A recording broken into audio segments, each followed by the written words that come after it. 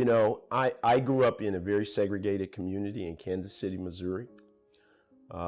Just to show you how segregated it was, my elementary school had one white family.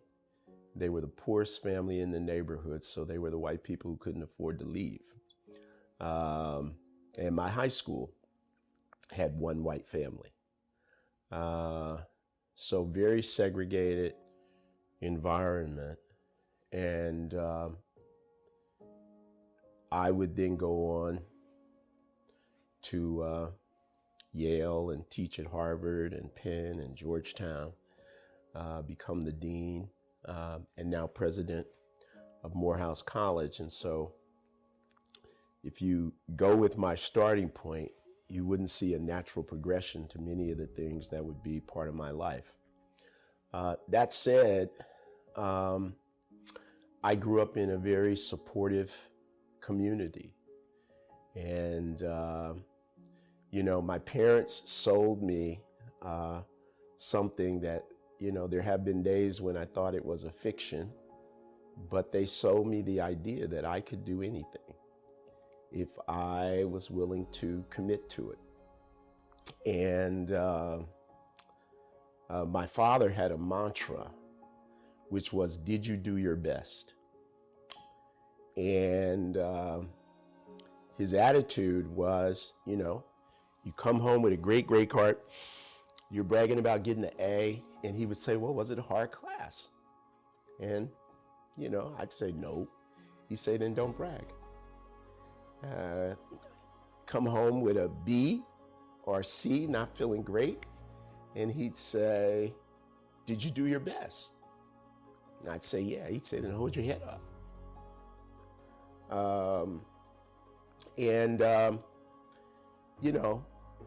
That became very much a part of who I am. And I've failed a lot. But my question to myself with each failure was, did you do your best? And to realize that yesterday's best cannot be tomorrow's best. And, if there's any attitude that I've taken with me on my improbable journey, it's that. The other, I once asked my wife, who I've known since I was 16 years old, what her impression of me was over the course of, by that time I asked her, we'd probably been married 20 plus years. And I asked her, and she said, "You were fearless." And she actually, didn't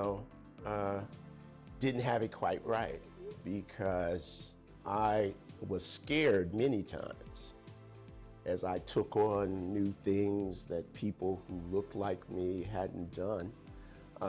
But another lesson I learned from my parents was, don't let fear hold you back. And so I would say that, David Thomas is a guy who wakes up every day wanting to do his best and tries to make his best better than yesterday's best. And I don't let fear hold me back. My first professional challenge that taught me a lot was my freshman year at Yale. I had gone to an urban inner city high school where in 3 years I graduated number 6 in a class of 1,200. So not too shabby. And then I arrived at Yale and I was getting D's and C's in English. And I was struggling in math, and it was all about preparation. So what did I discover? The lowest level math course you could take at Yale was calculus. Well, I had taken the highest levels of math at my high school, but my high school didn't even offer pre-calculus. Most kids in my class at Yale were taking calculus as their easy course because they were just redoing what they had done in high school. My English class, I realized that you had to write a paper every week. And I had never written more than 6 handwritten pages in high school. I had never done a bibliography or references. So I didn't have the basics. And, I finished the semester with a B in both math and English. Because my attitude was, I didn't get the memo. Once they gave me the memo, I knew what to do. And, in some ways, I've walked into other places where I didn't get the memo. And once I figured out what was in the memo, I then went about preparing myself at the highest level with higher standards than other people had for me. The challenge that I've often faced is other people did not see me the way I saw myself. So I'll give you an example. When I got to the Wharton School, right, as an assistant professor, there was a group of young assistant professors, and all of these people have gone on to distinguished careers. Well, when I got a job offer from Harvard and Michigan at the time, and I was at Wharton, I went to my chair of my department and I said, hey, I just want to let you know I got these job offers. And he said to me, yeah, I heard that rumor. He said, I got to go look at your resume, as if to say, I can't believe that, you're that good. And the way I think about it is, it wasn't that anybody was doing anything directly negative, but it was benign neglect. And I think that's what a lot of African Americans actually suffer in organizations and corporations, right? Like nobody thinks you're that guy. So they just engage in benign neglect. And, I think that has been the case on a number of occasions during my career. Where people didn't see me the way I saw myself.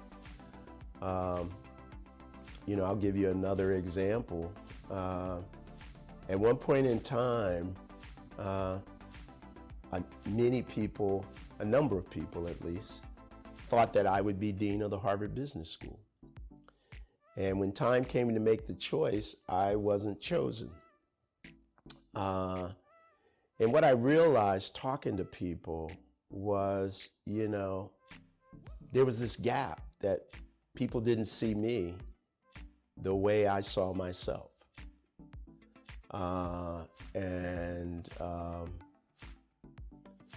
So that's been part of the uphill climb.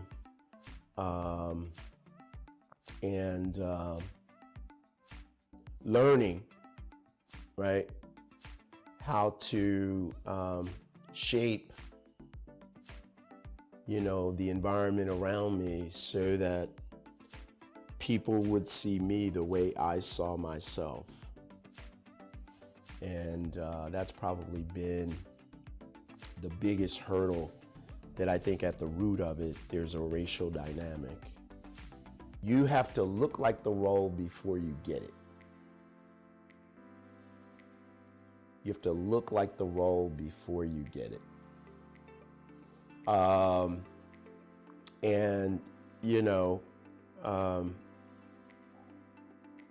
because you have to project yourself into it, because the likelihood that somebody's going to look at you and say, gee, that's the next dean, that's the next president, right? It's pretty low, unless you already are exhibiting the qualities and behaviors in an observable way that are consistent with that role. And you've got to do it in a way that doesn't have hubris, right? Or arrogance protruding from it, you know. So you're not that young person who comes in and says, you know, when am I going to be CEO? Right? But you're exhibiting those behaviors, which means you gotta look at what differentiates behaviorally the people who are where you want to get to from everybody else, and figure out what's going to be your own adaptation to those behaviors. Because there may be that there's some you don't want to engage in, but if you make that choice, then you have to figure out how are you going to mitigate whatever the downside is of not engaging in those behaviors. Always ask the right question. And, you know, again, I go back to my college career, and I remember when I was getting those D's and C's in English, after the first 3 weeks or so, because you had to write a paper every week, I went to see my English teacher. And, you know, I sat down and I had my papers, and she was all ready for me to ask her, you know, why am I getting a C and a D? And I asked her, how do I get an A? Right? And once she told me what an A looked like, I knew the answer to why I was getting a C and a D. But I also knew what an A looks like. And I think very often in the face of career obstacles and disappointments, we ask the why question as opposed to the what question. And just don't get caught up in the why, right? You want to ask the what. What does it look like? You know, for me to get to where I'm trying to get to, or to get the assessment I'm trying to get. And after you ask the what, then you can ask the how if you don't know the answer. You know, so asking the right question.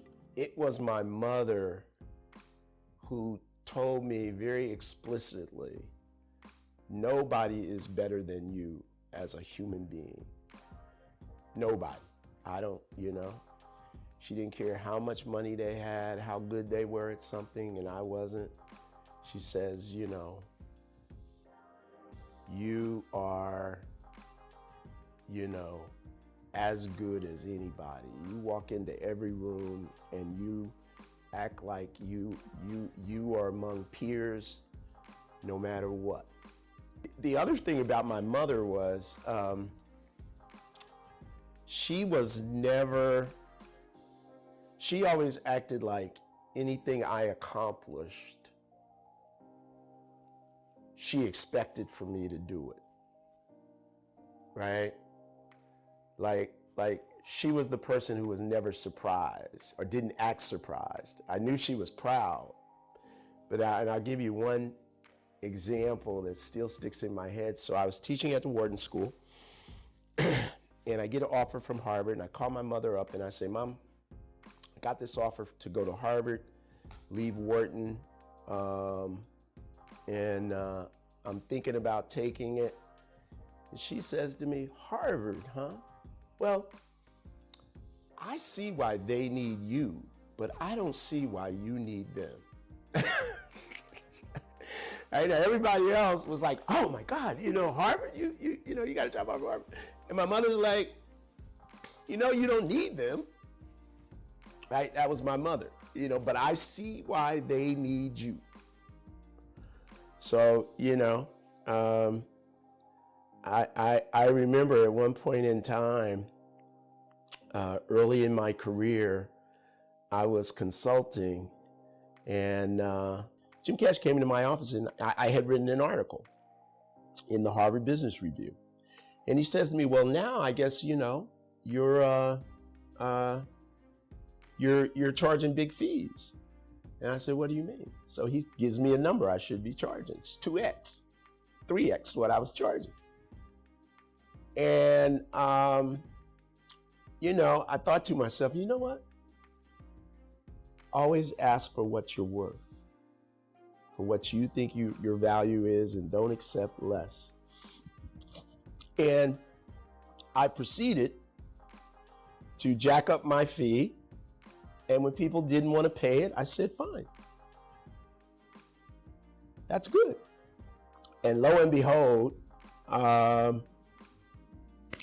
was never short of work. Right? And, when I was still doing a lot of consulting, I would dare say that I, was getting the top rents that a Harvard Business School professor charges, to consult, go give a speech, whatever. So, don't be afraid to claim your value. The most inspiring experience that I've had at Morehouse College is an experience that during the school year, I get to have every day that I'm in town. And that experience is, I live on campus, or right across the street from the main campus. So I walk to work, and my office is on the other side of the campus from where my house is. I walk out my gate sometime around 8:30, and in droves, these young men are headed to class. And you see them. And I'm inspired by the idea that there are 2,200 of them on that campus every day. And one of them, if not more, will be my Martin Luther King. And if you look at King at Morehouse, he was a C student. That means I can't top skim. Can't just focus on the guys getting A's. He wasn't an athlete, so I can't tell by body type. Right? You just kind of go down the line and you say, you know what? I got to create an environment that embraces all 2,200 and gives them that inspiration, opportunity, and education that they can find the king in them and bring it to the world. Oh, I think at this point, Lead 360 is critically important as an organization focused explicitly on the development, advancement of Black leadership in corporations and other organizations. We live in a kind of paradoxical time where simultaneously anything is possible, right? We now know a Black person can be anything. President of the United States, Vice President of the United States, CEO of Merck, CEO of TIAA Craft. At the same time, we know that the racial gravity of this country, by and large, has not changed, right? And I call it racial gravity because it's sort of like, where does it pull you? And still, On every indicator of well-being, Black people are at the bottom.